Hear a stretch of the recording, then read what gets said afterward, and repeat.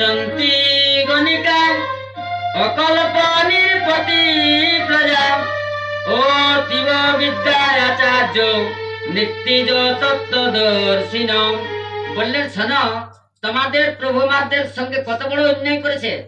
যেমন বৃক্ষের মধ্যে যখন ফল শেষ হয়ে যায় তখন আর পাখি বৃক্ষে থাকে না, যেমন কোন ভিক্ষুক গৃহস্থের বাড়িতে গেলে ভিক্ষা পেয়ে গেলে আর তিনি মানে ওই গৃহস্থের কথা মনে রাখেন না, যেমন যজমানের যখন দক্ষিণা পেয়ে যান তখন আর শিষ্যের কথা মনেই থাকে না, যেমন শিষ্যদের গুরুর কাছে বিদ্যা অধ্যয়ন করার পরে আজ গুরুর সঙ্গে কোনো সম্পর্ক থাকে না। এই মতো তোমার প্রভু আমাদের ছেড়ে দিয়ে আর তিনি চলে গেছেন। আজ এইভাবে যখন বলতেছিলেন এক গোপী কৃষ্ণ মানসে তিনি মানসিত ছিলেন, আর একটি কালো ভমরা রাধে রাধে কালো ভমরা এসে আর গোপীর চরণে পড়ছে আর উড়ে যাচ্ছে, আর ওই কালো ভমরাকে দৃষ্টি করে নিয়ে আজ গোপী বলতে শুরু করে দিলেন, মধুপতি তব বন্ধু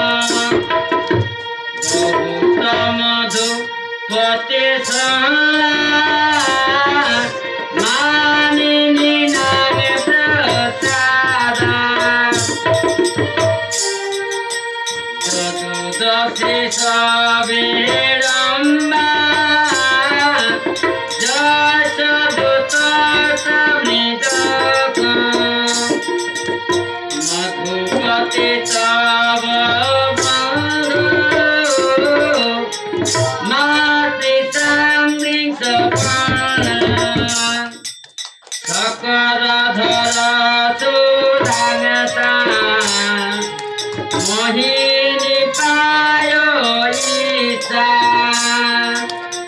মনসৈব মনস ব্রবাদে পরিচরিত কথং পাদ পদ্ম পদ্মা ভক্তিবত হৃদয় উত্তম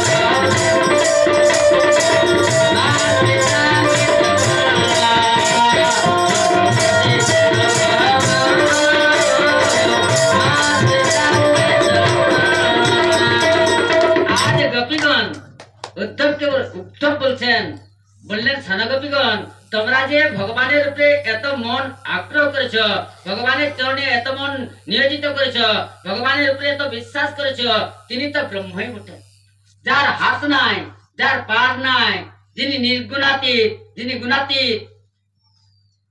বিনু পদ চলই শুনই বিনু কানা, কর বিনু কর্ম করই বিধি নানা, আনন্দ রহিত সদারস ভোগী, বাণী বিনু বক্তব্য যোগী, যার কোন মুখ নাই, যিনি সমস্ত কথা বলতে পারেন, তিনি তো ব্রহ্মই বটেন। তার উপরে তোমরা যে মনকে স্থাপন করেছ, এটা ভালোই করেছ।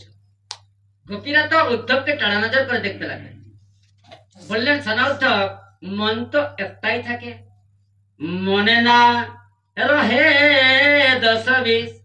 বললেন, শোনা উদ্ধব, 10টা-20টা মন থাকে না, একটাই মন থাকে।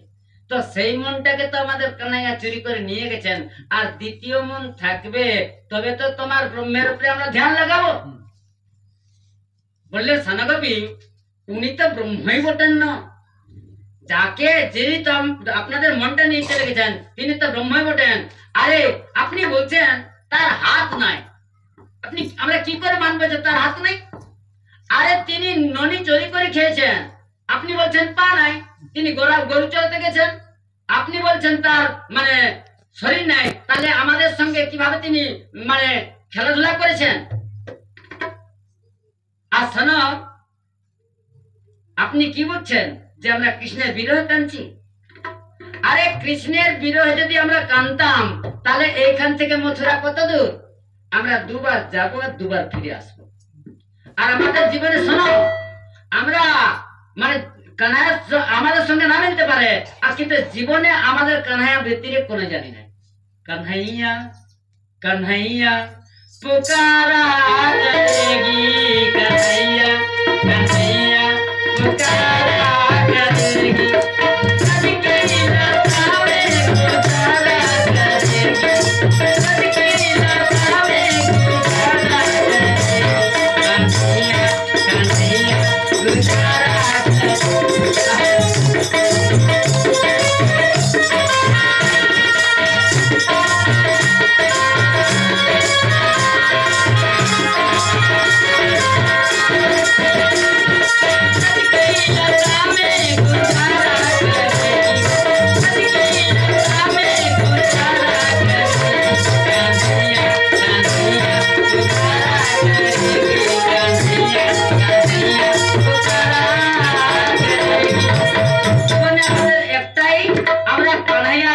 অন্য কোনো জানি নাই, আর জীবনে আমরা অন্য কোনো চাইও নাই।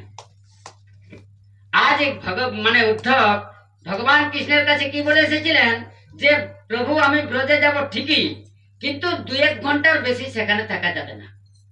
আজ উদ্ধব 7 মাস ব্রজে রয়ে গেলেন, তার এইটা হুঁশ নেই যে আমাকে মথুরা যেতে হবে বলেনি। যেমন একটা সমুদ্রকে ডুবে যান, তো জলের ভিতরে কি কোনো পথ পায় নাকি? জলের ভিতরে তো কেউ পথ দেখতে পায় না। এইরকম প্রেমের সমুদ্রে এসে মানে উদ্ধব ডুবে গিয়েছিলেন, তিনি পথ পাচ্ছেন না। যখন হুঁশ চলে এলো, তাই ব্রজীরাকে গোপীরাকে বলছেন, সনগোপী, যদি আমার জন্ম হয়ে থাকে, তো যদি কোনো বৃক্ষকুলে জন্ম হয়, তো এই ব্রজেই যেন জন্ম হয়ে থাকে। যদি কোনো মানে তৃণকুলে জন্ম হয়ে থাকে, তো এই বৃন্দাবনেই যেন জন্ম হয়ে থাকে। আর যদি মনুষ্য দেহ হয়ে থাকে, তো এই বৃন্দাবনের জন্য মধ্যেই যেন জন্ম হয়ে থাকে। কারণ কি, যে গোপীদের চরণ ধুলি তো মানে সবসময় প্রাপ্ত করা যাবে। আজ আশা মহং চরণ রেণু দুসঙ্গ মহং সঙ্গ বৃন্দাবনে কিমপি গুল্মলতায় সধিনামম যা দুষ্টতম সজনম মার্জম পথ চহিতা ভজুর মুকুন্দ পদবী শ্রুতির ভিন্ন মৃগাম। বললেন যদি আমি এই তৃণ হতে পারি তবু আমার জীবন ধন্য হবে। উদ্ধব গোপীদের চরণ মানে গোপীরাকে প্রণাম করলেন না, উদ্ধব গোপীদের চরণ বন্দনা প্রণাম করলেন না, উদ্ধব একমাত্র গোপীদের চরণ ধুলি প্রণাম করলেন। কারণ তারাকে প্রণাম করার যোগ্য নয়, তাদের চরণ স্পর্শ করার আমি যোগ্য নয়, তাদের চরণ ধুলি স্পর্শ করার আমি যোগ্য। বললেন ঠিক আছে গোপীগণ, অবশ্যই আমি কৃষ্ণকে আপনাদের কাছে এনে মিলাবো। এই বলে চলে গেলেন। ভগবান কৃষ্ণ উদ্ধবকে দেখে নিয়ে আজ উদ্ধব বলছেন প্রভু আপনি এত নিষ্ঠুর, এত নির্দয়, আরে পুরা গায়ে নুনের ছিটা দিয়ে এসেছেন, এই প্রেমের সাম্রাজ্য ব্রত ছেড়ে আপনি কিভাবে মথুরায় আছেন? আপনার হৃদয়ে দয়া বলতে কিছু নেই? ভগবান হাসতে লাগলেন, বললেন সোনা উদ্ধব, আজকে তুমি মানে জ্ঞান প্রাপ্ত হয়েছ। জ্ঞান কাকে বলে, ভক্তি কাকে বলে, বিবেক কাকে বলে, এগুলা সমস্ত গোপীদের জীবনেই আছে। শোনা, যে জ্ঞানে ভক্তি থাকে না সেই জ্ঞানটাকে বলে মানে পঙ্গু, আর যে ভক্তিতে জ্ঞান থাকে না তাকে বলে অন্ধ। কেন? মানে ভক্তি হলে জ্ঞানের দরকার, আর যদি জ্ঞান থাকে আর ভক্তি না থাকে তো তাকে তো পঙ্গু বলে। কারণ এই যে ভক্তিতে জ্ঞান থাকে না তাকে দিকক্ষত্রা করার ভয় থাকে, আর যে জ্ঞানে ভক্তি থাকে না তাকে অহংকারী করে দেয়। ভক্তি না হতে গেলে তাকে অহংকারী করে, আর যে মানে অজ্ঞানী ব্যক্তির ভক্তি থাকে কিন্তু তাকে পথে দিকভুল করার মানে সম্ভাবনা থাকে। এই জন্য দুটার দরকার। দেখুন, একজন প্রশ্ন করলেন, বললেন মহারাজ আচ্ছা বলেন তো, ভগবান কৃষ্ণ যখন পৃথিবীতে ভগবান যখন রাম অবতার হন সেই সময় লক্ষ্মী সীতা রূপে আসেন। ভগবান কৃষ্ণ যখন অবতার হয়ে থাকেন তো সাক্ষাৎ লক্ষ্মী রুক্মিণী রূপে আসেন, তাহলে রাধারানী কে বটেন? রাধারানী কে বটেন? বললেন রাধা তো স্বয়ং কৃষ্ণই বটেন। তস্মা জ্যোতি রুহর বেধা রাধা মাধব রূপকম। যে যিনি রাধা তিনি কৃষ্ণ, আর যিনি কৃষ্ণ তিনি রাধা। একজন কদম খণ্ডিতে মহাত্মা ছিলেন নাগা বাবা, লম্বা লম্বা জটা ছিল, তিনি ওই কদম খণ্ডিতে থাকতেন আর মানে বৃন্দাবনে আসতেন, মানে ওই নিত্য নির্বৃত্ত নিকুঞ্জ বিহারী কৃষ্ণের মানে মন্দিরে চলে আসতেন। প্রত্যেকদিন তার নিয়ম ছিল সেখানে স্নান টান করে নিয়ে আর মালা নিয়ে আর ভগবানের কৃষ্ণের পদ গাইতে গাইতে তিনি চলে আসতেন আর সন্ধ্যার সময় ফিরে যেতেন। এইভাবে প্রত্যেকদিন তিনি আসতেন। একদিন কি হলো, মানে তিনি পথে যে পথে আসতেন ওই পথের মধ্যে বটবৃক্ষের তলদেশে যেতে হতো। বটবৃক্ষের তলদেশে পথটা ছিল, ওই পথ দিয়ে যেতে হতো। আর ওই বটবৃক্ষের রুই নেমেছিল, জটা নেমেছিল। মহাত্মা চলে যাচ্ছেন আর ওই মহাত্মার জটার মধ্যে তার জটা বাজ খেয়ে গেল। মহাত্মা চেষ্টা করতে লাগলেন জটা খোলার, কিন্তু কোনোতেই খুলতে পারছেন না। অনেক পরিশ্রম করলেন কিন্তু খুলতে পারছেন না। বললেন আমার দরকার নাই, যদি জটা খোলা থাকে তো স্বয়ং যদি উনি এসে আমার জটা খুলে দেন তবে ভালো, না হলে তো আমি এখানে বসে গেলাম। বসে রইলেন। একদিন পার হয়ে গেল, দ্বিতীয় দিন পার হয়ে গেল, তৃতীয় দিনের দিনে আর ভগবান কৃষ্ণ স্থির থাকতে পারলেন না। তিনি রাখাল বালকের বেশে চলে এলেন। বলেন মহাত্মা আপনার কষ্ট হচ্ছে, আপনার জটাটা খুলে দিচ্ছি। বলে তোমার কোনো দরকার নাই। বলে আরে মহারাজ আপনি কষ্ট পাচ্ছেন, বললেন তোমার কোনো দরকার নাই। বলে বাবা তো রাগ করছেন কেন? আপনার তো আমি জটাটাই খুলে দিতে চাইছি, আপনি তো রাগ করছেন কেন? বললেন তোমার কি দরকার আছে? আর যে জটা খুলে দিবে তাকে স্বয়ং এখানে আসতে হবে। বললেন আপনি নামটা বলুন, তাকে আমি ডেকে নিয়ে আসছি। বললেন তোমার কি প্রয়োজন আছে ভাই, তুমি চলে যাও আমার কাছ থেকে। বললেন মহাত্মা এত রাগ কেন করছেন, আমি তো আপনার ব্যবস্থাই করছি। বলে তোমার কোনো দরকার নেই, তুমি আমার কাছ থেকে চলে যাও। ভগবান ওই বালকের বেশেই কৃষ্ণ রূপে তিনি মহাত্মার কাছে দাঁড়িয়ে গেলেন, বললেন মহারাজ আপনি তো কৃষ্ণকেই চাইতেছিলেন যে তিনি এই জটা খুলে দেন, আমি তো চলে এসেছি, তাহলে আপনার জটাটা খুলে দিচ্ছি। বললেন খবরদার আমার মাথায় হাত আপনি রাখবেন না। বললেন এখানে আপনি বললেন যে কৃষ্ণই যদি জটা খুলে দেয় তো আমি চলে এসেছি, খুলে দিচ্ছি। বললেন তোমার কোনো দরকার নাই। বললে কেন মহারাজ? বললেন আপনি কোন কৃষ্ণটা? ভগবান কৃষ্ণ চক্কর পড়ে গেলেন। এক তো হলেন দেবকী নন্দন কৃষ্ণ, এক তো হলেন বসুদেব নন্দ কৃষ্ণ, এক তো হলেন নন্দন কৃষ্ণ, এক তো রাধা মাধব কৃষ্ণ, এক তো সেবাকুঞ্জ কৃষ্ণ, এক তো নিবৃত্ত নিকুঞ্জ বিহারী কৃষ্ণ। আপনি কোন কৃষ্ণটা? ভগবান বলছেন আপনি কোন কৃষ্ণকে চাইছেন? বললেন আমি তো নিত্য নিবৃত্ত নিকুঞ্জ বিহারীর সেবক, আমি তো তাকেই চাই। বললেন আমি তো সেইটা। বললেন আপনি কি কথা বলছেন? নিত্য নিবৃত্ত নিকুঞ্জ বিহারী কৃষ্ণ রাধা ছাড়া এক পল থাকতেই পারেন না, আর আপনি একলাই তো দাঁড়িয়ে আছেন। রাধা রানী সেইখানে প্রকট হয়ে গেলেন। বললেন এই তো বাবা আমি এর কাছেই আছি, এখানে আছি। যখন মহাত্মা তার চরণে পড়ে দিলেন, রাধা রানী তাকে সখী রূপ প্রদান করেছিলেন। এদিকে ভগবান কৃষ্ণ যে মথুরায় থাকাকালীন এই কংসের দুই পত্নী ছিল, অস্থি প্রাপ্তি জরাসন্ধের কাছে গেলেন, জরাসন্ধ সমাচার পেলেন, তিনি এই মথুরার মধ্যে এলেন, আর 17 বার এই মথুরার মধ্যে চড়াও করেছিলেন। আর ভগবান 18 বারে কালযবনকে মুক্ত করে নিয়ে, দেখুন এই কথা সমাপ্ত করছি কারণ রুক্মিণী বিবাহ করতে হবে। অষ্টবারে এই মথুরা ছেড়ে তিনি দ্বারকায় চলে গেলেন। দ্বারকার মধ্যে সুখে নিবাস করছেন ভগবান। এই দ্বারকার মধ্যে 9 লক্ষ অট্টালিকা আছে, 10 লক্ষ হাতিশালা আছে, 10 লক্ষ ঘোড়াশালা আছে। এখানে দ্বারকা নাম কেন হয়েছিল?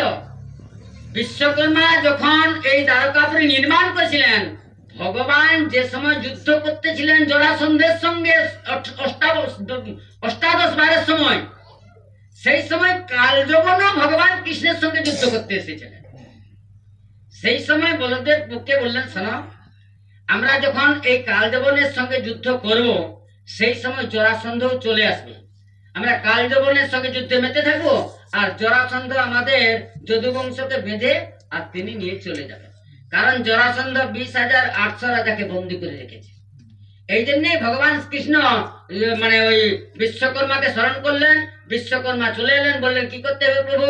বললেন ওই সমুদ্রের ভিতরে তুমি একটা পুরী নির্মাণ করো।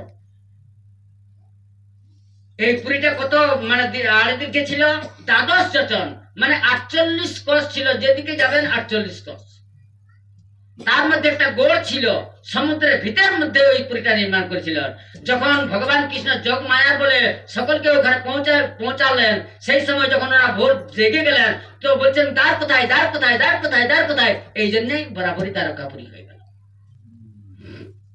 ভগবান কৃষ্ণ সকলকে উত্তম ভাবে বন্টন করে দিলেন। বসুদেব মহারাজ চিন্তা করছেন আমার ঘরে 2 ছেলে আছে, কিন্তু এখনো তো কারো বিবাহ দান হয়নি। বলদেবের সঙ্গে রুক্মিণীর বিবাহ হলো। সুখদেব বললেন শোনো পরীক্ষিত,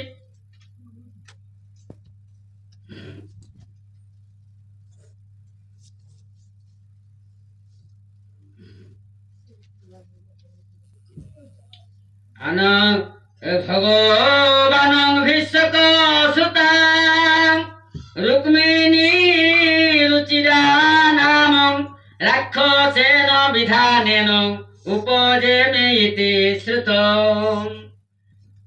মহারাজ পরীক্ষিত জিজ্ঞাসা করলেন, বললেন প্রভু আমি শুনেছি ভগবান কৃষ্ণ রুক্মিণীকে যেমন রাক্ষসরা বিবাহ করেন সেইভাবে করেছেন, রুক্মিণীকে হরণ করে নিয়ে এসেছিলেন যেমন অসুররা করেন সেইভাবে করেছেন। এটা কেন করেছিলেন? সুখদেব বললেন শোনো পরীক্ষিত, এই দ্বারকাপুরীর মধ্যে একবার নারদ দর্শন করতে চলে এলেন। ভগবান কৃষ্ণ নারদকে খুব আদর যত্ন করলেন, আর এত সুন্দর ভাবে চমৎকার চমৎকার ওই মহলগুলা বানিয়েছিলেন, খুব চমৎকার। সকল ওই চমৎকার চমৎকার যে মহলগুলো সেগুলো দেখাচ্ছেন। বললেন দেখুন তো এই মহলটা কেমন, এইরকম পৃথিবীর মধ্যে আছে নাকি? বললেন অনেক আছে মহারাজ। আর একটা অতি সুন্দর দেখাচ্ছেন মণিমুক্তা রচিত করা, বললেন এই মলটা দেখুন না, বললেন এইরকমও আছে। আর একটা খুব সুন্দর ভাবে দেখাচ্ছেন যেটা ত্রিভুবনের মধ্যে নাই, বললেন এইটা দেখুন না, বললেন এইরকম আরো আছে। ভগবান কৃষ্ণ মনে মনে রাগ করলেন। মানে নারদ বলছেন শোনো, বললেন প্রভু তখনই গৃহটা সুন্দর হয় যেখানে গৃহিণী থাকে না, সেই গৃহটা কিন্তু সুন্দর হয় না। গৃহিণী না থাকতে গেলে গৃহ সুন্দর হয় না। ঘরটা তো সুন্দর আছে, যেমন একটা ঘরের মধ্যে যতই আপনি ছবি করে রাখুন, আর ওই ঘরটা যদি আলো না থাকে তো ছবিগুলা কি দেখা যাবে নাকি? না দেখা যাবে? দেখা যাবে না। ওই রকম যতই সুন্দর ঘর হোক, আর ওই ঘরের মধ্যে যদি গৃহিণী না থাকে তো ওই ঘরটা অন্ধকার। বললেন প্রভু ঠিক আছে, আমি ব্যবস্থা করছি, আগামী পরশুদিন মানে কদিন থেকে দূত আসবে আপনার বিবাহের প্রস্তাব নিয়ে, তাকে আপনি স্বীকার করবেন। এখন এই বলেন আর চলে গেলেন। কোথায় চলে গেলেন? ভীষ্মক রাজার কাছে। ভীষ্মক রাজাও কৃষ্ণ ভক্ত ছিলেন, তাকে আদর যত্ন করলেন, সম্মান করলেন, আসুন আসুন মহারাজ। এখন ভীষ্মক রাজা নারদ জিজ্ঞাসা করলেন, ওহে ভীষ্মক রাজা, তোমার কই ছেলে কই কন্যা? বললেন আমার 5টি পুত্র আছে আর পরে একটি কন্যা আছে, রুক্ম, রুক্মাঙ্গদ, রুক্মমালী, রুক্মবাহ, আর অন্তিমে কন্যার নাম হলো রুক্মিণী। বললেন এই কন্যাটিকে আমি পদ্মবনে পেয়েছি। বললেন আপনি তো ত্রিভুবনে ভ্রমণ করে থাকেন, এই কন্যার উপযুক্ত পাত্র কে হতে পারে? নারদ বললেন একজনই আছেন, তিনি হলেন বসুদেব নন্দন কৃষ্ণ, তিনি হচ্ছেন নারায়ণ, আর তোমার কন্যা হচ্ছে লক্ষ্মী। লক্ষ্মীর তো বিবাহ নারায়ণের সঙ্গে হয়ে থাকে। এইভাবে কথোপকথন হতেছিল, আর সেই সময় রুক্মী চলে এলেন, তিনি হলেন কৃষ্ণদ্বেষী। একদম মানে চক্ষু লাল করে নিয়ে আর পিতাকে বলছেন কি কথা আপনারা বলছেন? নারদ উঠে চলতেই থাকলেন। বললেন শুনুন, আমার বোনের বিবাহ হবে, আপনার এতে কোনো মতামত দরকার নেই, আপনার কোনো বিচার করার দরকার নেই, আমার বোনের বিবাহ আমি করব। এই বলে নিয়ে আজ রুক্মী কি করলেন, একটা পত্র দিলেন মানে ওই শিশুপালকে। বললেন শিশুপাল, তুমি আমার পত্র আমি দূতের হাতে পত্র পাঠাচ্ছি, আমার বোন যে রুক্মিণী খুব সুন্দরী, সুশীলা, সুচরিত্রা, তুমি এসে আমার বোনের সঙ্গে বিবাহ করো। এই পত্র দিয়ে পাঠালেন। এদিকে রুক্মিণী তার বৌদিকে বলছেন, বৌদি আমি তো ভগবান কৃষ্ণকে মনে প্রাণে মানে প্রতিরূপে বরণ করেছি, কারণ তার জন্যে আমি মা গৌরীর পুজো করি। তো দাদা তো মানে শিশুপালের সঙ্গে আমার পাত্র নির্ণয় করছেন, কিন্তু আমি তো বিবাহ করতে রাজি নই। বললেন ঠিক আছে, তাহলে এক কাজ করো, তুমি কৃষ্ণকে পত্র দিয়ে পাঠাও। আরে সে যদি তোমার চলে আসে, যখন আমাদের যে রাজপ্রথা, যে সময় তুমি ওই কাত্যায়নী পুজোতে যাবে, সেই সময় তিনি এসে তোমাকে ওইখান থেকে নিয়ে চলে যাবেন। পত্র দিয়ে পাঠিয়ে দাও। আজ রুক্মিণী মাতা এক ব্রাহ্মণের হাতে পত্র দিয়ে আর মানে পাঠিয়ে দিলেন দ্বারকাতে। ভগবান কৃষ্ণ বসে আছেন, সকলে বসে আছেন। সেই সময় ব্রাহ্মণ সেখানে উপস্থিত হলেন। ভগবান কৃষ্ণ তো অন্তর্যামী, তিনি জানেন, তাকে স্বাগত করলেন। তিনি বললেন মহারাজ আমাদের পত্র আছে। বললেন পাঠ করে শোনান। পত্রে লেখা আছে, সুত্তা গণানি ভুবন সুন্দর সিম্বতামতে নির্বিশ্ব কর্ণ বিবরৈ হর্ত ভঙ্গতাপম রূপং দৃশাং দিশিমতাম মখিলার্থ লোভং তচ্চা চুত্তা বিশিষ্টি চিত্তপত্রোপমম। আজ ওই পত্রে লেখা আছে যে হে ভুবন সুন্দর, আমি তোমার যশ নিজের কর্ণে শ্রবণ করেছি, তাই শুনে নিয়ে আপনাকে প্রতিরূপে আমি বরণ করেছি। আপনি এই কৌন্ডিন্যপুরীতে চলে আসেন, আর আপনি যদি বলেন আমি ভীষ্মক রাজার কন্যা, 5 ভাইয়ের মধ্যে ছোট বোন আমি, হে কেশব আপনি এখানে চলে আসুন, আপনার যেন পদার্পণ হয়ে থাকে। বললেন দেখুন কেশব, যদি একটা সিংহের বধূকে শ্রীকালে নিয়ে যায়, তো কত বড় একটা সংকোচের বিষয় এখানে যেন আপনার পদার্পণ হয়ে থাকে। আর যদি আপনি বলেন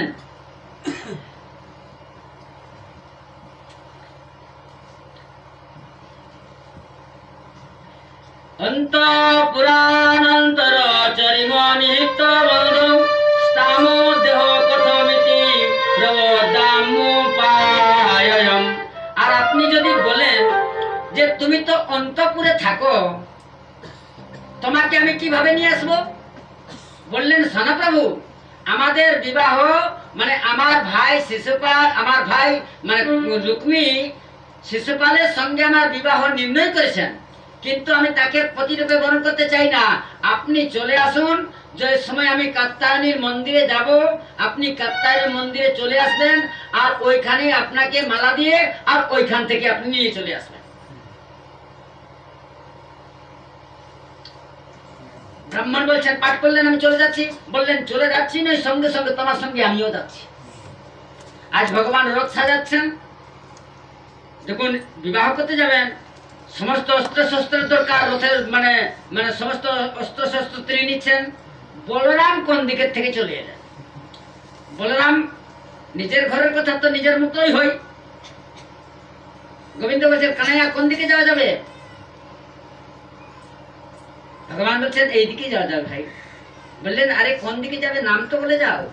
বললেন, এই দিকেই যাচ্ছি। বললেন, আরে তুমি, আমি ঘরের মালিক, তুমি তো বলে যাবে কোথায় যাবে কি না, তুমি আমাকে বলে যাও। ব্রাহ্মণ বলছেন, কৌডিন্যে যাচ্ছেন। বললেন, ও আমাদের লালা তো বড় হয়ে গেছে, হ্যাঁ হ্যাঁ যেতেই তো হবে, সেখানে তো অনেক রাজার সেখানে সমাগম আছে, লাখো রাজার সমাগম আছে, আর আমাদের কানে তো লাখো রাজার থেকে শ্রেষ্ঠ। বললেন, ঠিক আছে, তাহলে কানহায়ের তো ব্যবস্থা করতে হবে। সৈনিকগণকে বললেন, তো সৈন্য বাহিনী সাজাও, তার তো সুসজ্জা করতে হবে, সুরক্ষা করতে হবে, কারণ সেখান থেকে তো হরণ করে নিয়ে আসবেন, তাহলে সেখানে যদি যুদ্ধ বেঁধে যায় তো আমাদের তো রক্ষা করতে হবে। এই জন্যেই বলরাম ইশারা করে দিলেন, ভগবান শ্রীকৃষ্ণ কৌডিন্যে চলে গেলেন। এদিকে শিশুপাল আজ বড় বেশে তিনি এই কৌডিন্যের মধ্যে চলে এসেছেন, কারণ রুক্মী পত্র দিয়ে পাঠিয়েছেন যে তার সঙ্গে বিবাহ হবে শিশুপালের। সেখানে জরাসন্ধ আছে, যত কৃষ্ণদ্বেষীরা আছে তারাই এসেছেন। কারণ যারা যেমন ব্যক্তি তার তো সেইভাবেই চলেন, যেমন যারা ভগবানের, এক কথা বলছি, ভগবানের যত শিষ্য আছেন ভগবানের তত অশিষ্য আছেন, ভগবানের যত আত্মীয় আছে তত বিপক্ষ আছেন, ভগবানের যত সপক্ষ আছে তত শত্রু আছেন, নাকি? এখন ভগবান চলে এসেছেন। এদিকে বিবাহের যেদিনটা হবে, মানে কাত্যায়নী মন্দিরে পুজো করতে যেতে হবে। আজ 2 লাইনের মধ্যে 10,000 সৈনিক হাতে ধনুষ্বাণ নিয়ে আছেন, তরবারি নিয়ে আছেন, কারণ যেন আমাদের রুক্মিণীর কোন মানে সুরক্ষা করার জন্য তার 2 লাইনে মানে রশি মানে লাইন করে আছেন। আর মধ্যতে অনেক কন্যাগণ আছেন, ব্রাহ্মণ পত্নীগণ আছেন, আর রুক্মিণী মাতা কাত্যায়নী মন্দিরে তিনি পুজো করতে যাচ্ছেন। কাত্যায়নী মন্দিরে পুজো করতে গিয়ে মানে কাত্যায়নী পুজো করছেন, তো এইভাবে মন্ত্র পুজো করছেন যে নমস্তে তাম্বি কেহ ভিক্ষং সংসতানাং জুতাং শিবাম ভুয়াৎপতির মে ভগবান কৃষ্ণং স্তদনং মদতাম। এটা ভাগবতের প্রসিদ্ধ মন্ত্র। আরেকবার বলছি, নমস্তে তাম্বি কেহ ভিক্ষং সন্তানাং জুতাং শিবাম ভুয়াৎপতির মে ভগবান কৃষ্ণং স্তদনং মদতাম, যে কৃষ্ণকে আপনি আমাকে পতি রূপে বানিয়ে দেন। যদি কুমারী কন্যা এই কাত্যায়নী মন্দিরে বসে নিয়ে প্রত্যেক দিন 1 মালা জাপ করেন তো 6 মাসের মধ্যেই তার বিবাহ হয়ে যাবে, আর সুন্দর পতি পাবেন। আর এই তুলসীদাস গোস্বামী এই মন্ত্রটাকে মানে যে সময় মা জানকী মানে হরগৌরী পুজো করতে গিয়েছিলেন, সেই সময় যে চৌপাই লিখেছেন, কয়েকটা চৌপাই আমরা বলছি।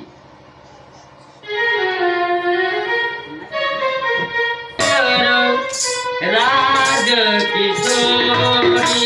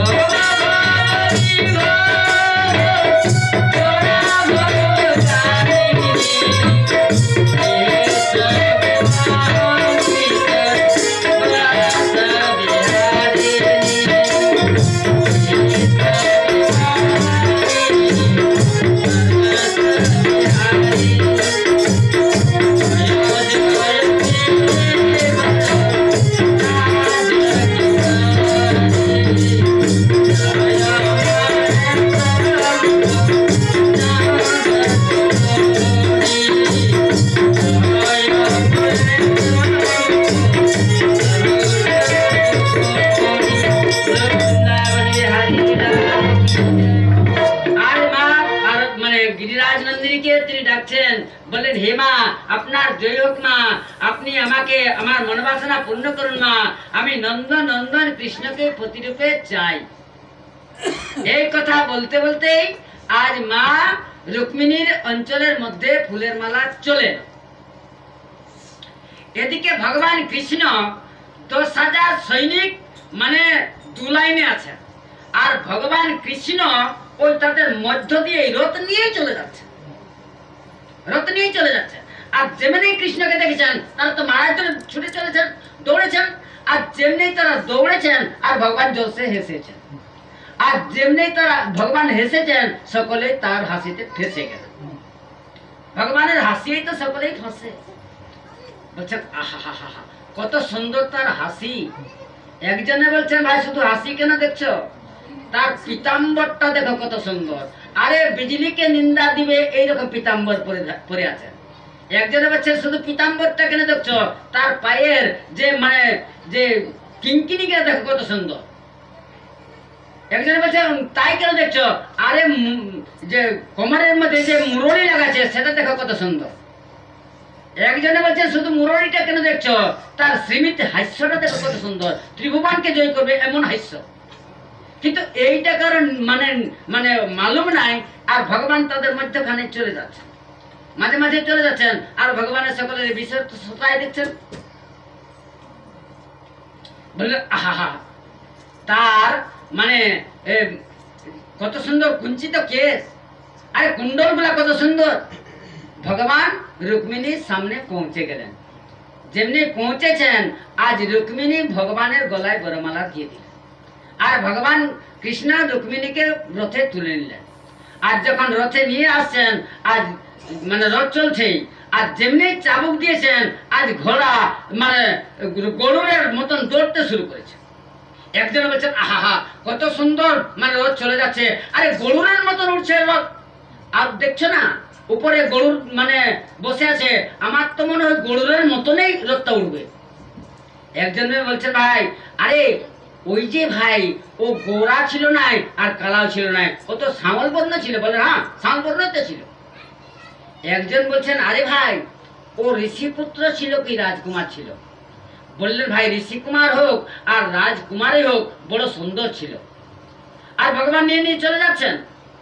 এখন একজনে বলছেন ভাই দেখে তো আমরা সকলে ধন্য হয়ে গেলাম। একজন বলছেন তা তো ঠিকই আছে, আমাদের রুক্মিণী কোথায় আছে? বলে রুক্মিণী মন্দিরে আছে। বলে যাও দেখে এসো।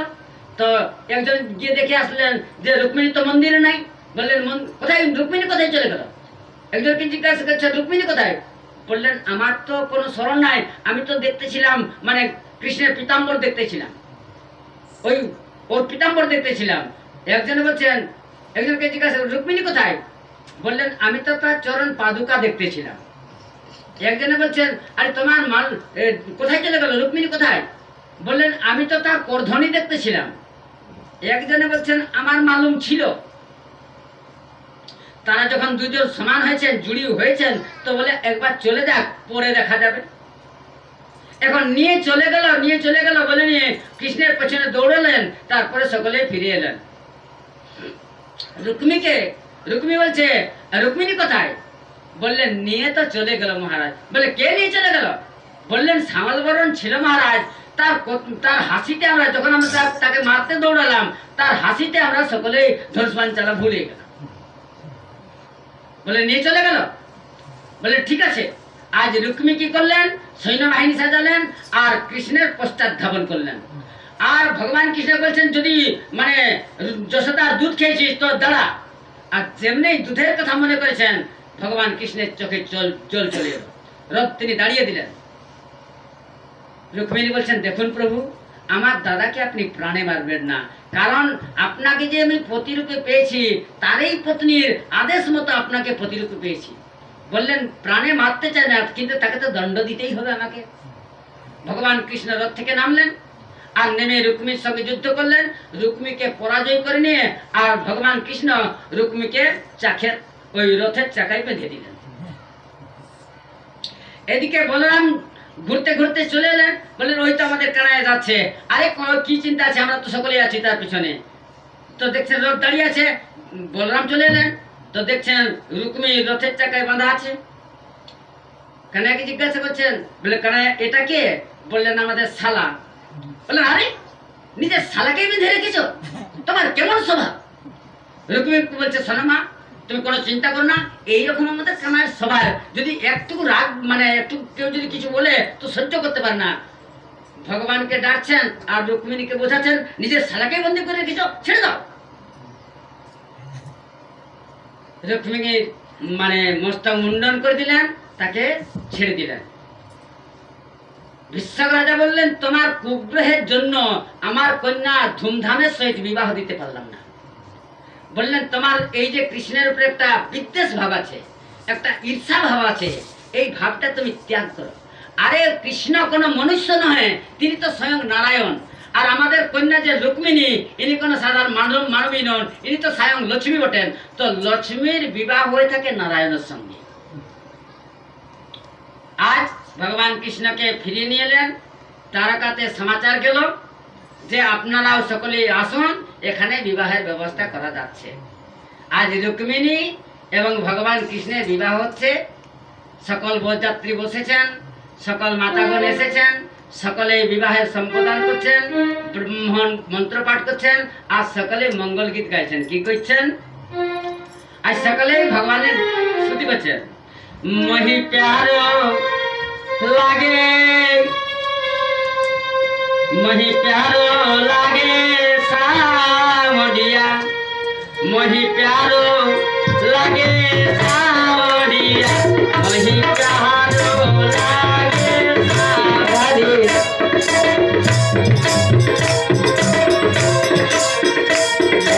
Yeah.